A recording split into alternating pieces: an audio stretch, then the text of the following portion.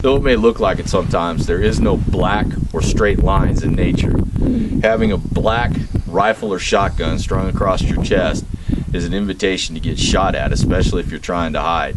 So today we're going to camouflage this Mossberg Model 590 shotgun. We're going to use a tan, a green, and yes, even some black, because there are shadows, but the black is going to be just very few splotches in between some of the green and the tan. The first thing you want to do before you camouflage your weapon is try to figure out what the predominant colors in your area are. Up here, it's mainly the tans and the greens, so those are going to be the primary colors we're going to use today. So once you've got your colors picked out, unless you have a dedicated shop that you can paint in, you're obviously going to want to come outside like we are, and to keep from getting my wife's concrete painted up, we're going to put down some cardboard. Before you start to paint, you're going to need to strip all the oil and everything else off of the rifle or shotgun or even pistol that you're going to paint. I did that today prior to coming out with Formula 88 degreaser and clean paper towels. That's all you really need to do, is just make sure that you get it all cleaned up. Okay, make sure that you got your can shaken up really good. It's I want to say probably about 60 degrees out here, so that's about optimum for painting. So what you're going to do is just pick a spot and start laying down your green. Don't worry if you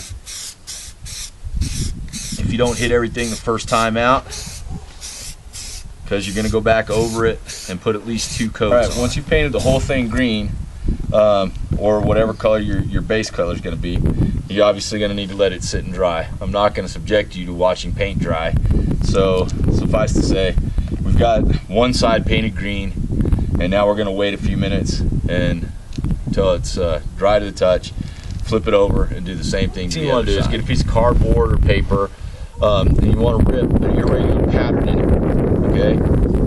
Again, there are no straight lines in nature, so you want the lines on the edges of this to be a little wonky job, for lack of a better word.